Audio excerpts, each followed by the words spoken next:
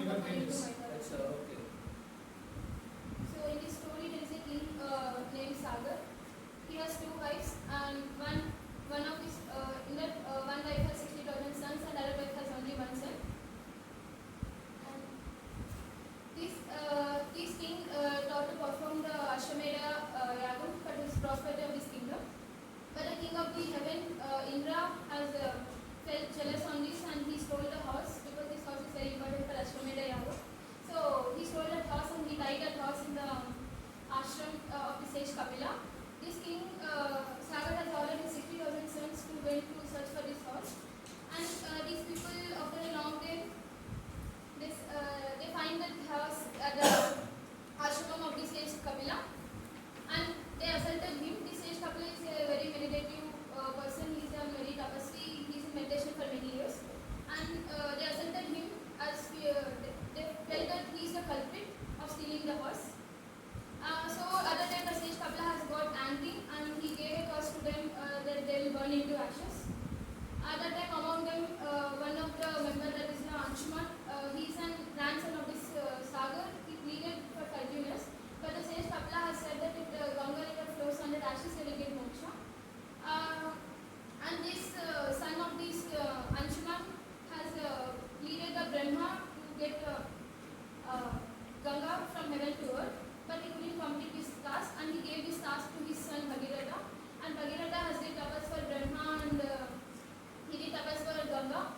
And Ganga says that if the earth cannot control the force when it jumps from heaven to earth, and the earth can be divided into two parts.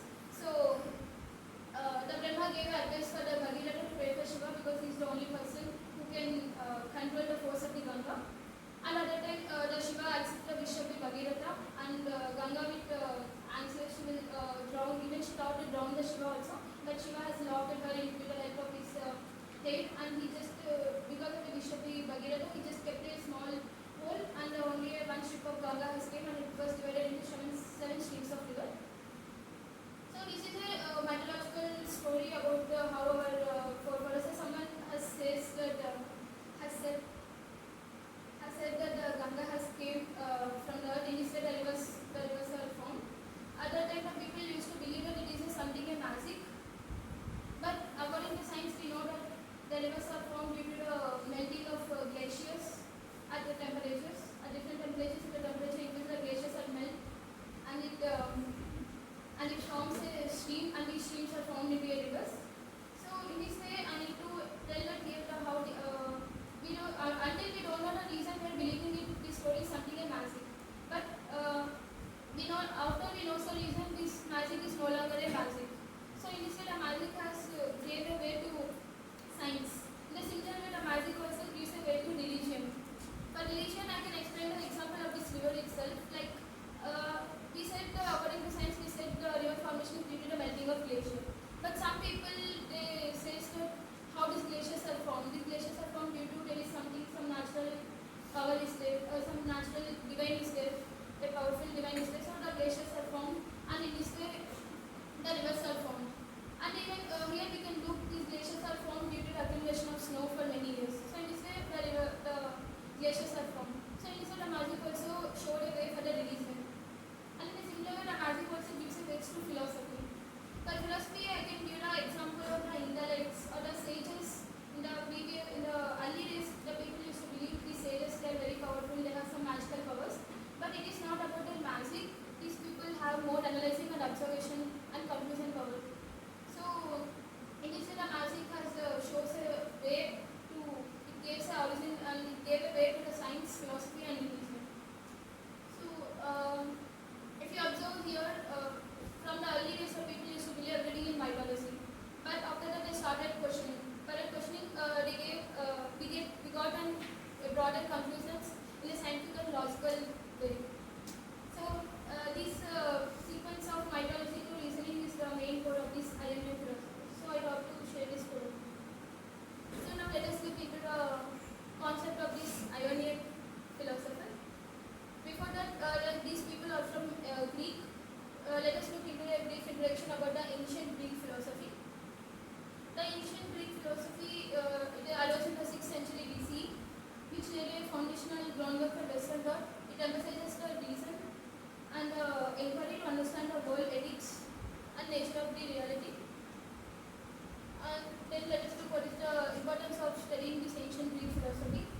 The ancient Greek philosophy is considered an origin for Western tradition, with the thinkers like Thales, Socrates, and Plato, because they shaped how we should approach the knowledge, ethics, and nature of reality. And these philosophers mainly gave importance to reason and observation rather than mentality and tradition, which gave a way for scientific inquiry and critical thinking.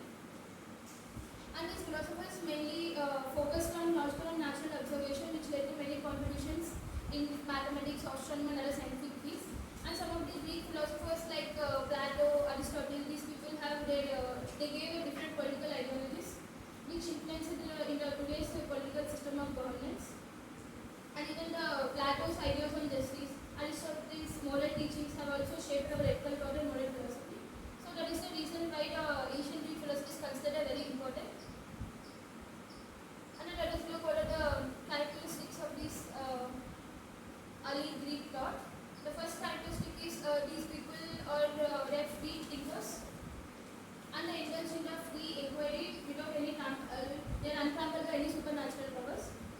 For example, like the Xenophanes, these people they denied polytheism in favor of monotheism, and also they rejected the transmigration of souls theory. And the Heraclitus, who comes under free Socrates, he also rejected the worship of gods, and Democritus also praised the worship of gods to fear. And even Anaxagoras, Protagoras, Socrates, Aristotle, these people also deemed as an anti-religious. And another second characteristic of this Greek thought is they are free from religious basis. They supported science and they are called as the founders of the science in the West. And if you observe the meaning of science according to the if you look the thought characteristic of early Greek thought, these people like how the modern scientists understand the meaning of science. I think these people cannot fully understand about what is the nature of science and what is its meaning as our modern scientists understand. Because the Greek thinkers have thought that the science is nothing but an independent and free inquiry into natural events systematically without being burdened by any religious statement. These Greek thinkers, like these Greeks, they invented mathematics and they wrote history, but they thought that science, according to them, is nothing but independent free inquiry into the naturalistic explanations without being trampled by any religious requirements. So these are the characteristics of the Greek philosophy. And now let us look. This Greek philosophy is one of the reasons of the Western philosophy. And under this Greek philosophy, there are three divisions, but in our syllabus there are only these two. So I mentioned there are only these two divisions. That is pre-Socrates and the classical period. Pre-Socrates is the period encompasses the ancient thinkers who were before the Socrates, and they mainly focused on cosmology, naturalistic explanations, and they laid the foundational groundwork on Western thought. And classical period starts with the Socrates and continues with Plato and Aristotle. Under pre-Socrates, you can see these are the philosophers: the Thales, Anaximander, Pythagoras, Parmenides, Heraclitus, Anaxagoras, and Democritus. So among these pre-Socrates, the first three philosophers, that is the Thales, Anaximander, Anaximenes, are considered as an Ionian philosophers, because these three from a place called Ionia, or the another name for Ionia is Miletus, which is present in Asia Minor. It is a trading port center. So that is the reason why in the trading port center, if you see the different people from across the world, from different parts of the world has come across to do trading. So in this way, they share new ideas and thoughts among the people. So in this way, the philosophy also just emerged from this place itself. Now let us look into the first Ionian philosopher, that is the Thales, who is the first Greek thinker and considered as the follower of the Western philosophy. One second. These comes under Ionian or Milesian? Miletus. The second name for Miletus is Ionian. It means The second name for Ionian is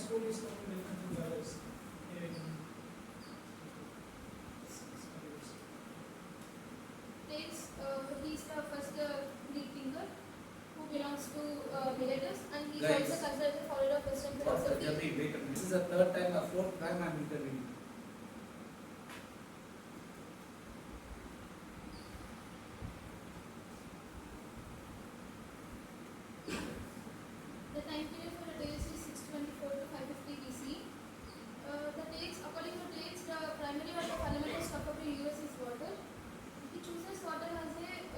primary element because according to him the water admits in all the three forms, that is the vapor, liquid and solid. When water is heated it is in the form of vapor, and again when we cool down the water it is in the form of solid, and when we allow the water to flow in stream it is liquid. As water admits in all these three states of solid, liquid and vapor, he considers the water as the primary stuff of the universe. And also according to him the earth is in the flat, it is in the disk form and that floats upon the water. And another most important thing about the is gave a birth to the scientific way of thinking. As the Russell said, he mentioned that he predicted even an eclipse which took place in 585 BCE. And also he discovered, there is a saying that he discovered how to calculate the distance of a ship by taking 2 points as observation, and even how to calculate the height of a tree or pyramid from the length of its shadow. And Aristotle also adds to the tales of choosing a water as a fundamental stuff because the food that we eat contain liquidity and wetness in it, and that food itself nourishes the body, and even the genetic seeds are also contain liquidity in it. So Aristotle also accepts the tales of choosing a water as a primary stuff.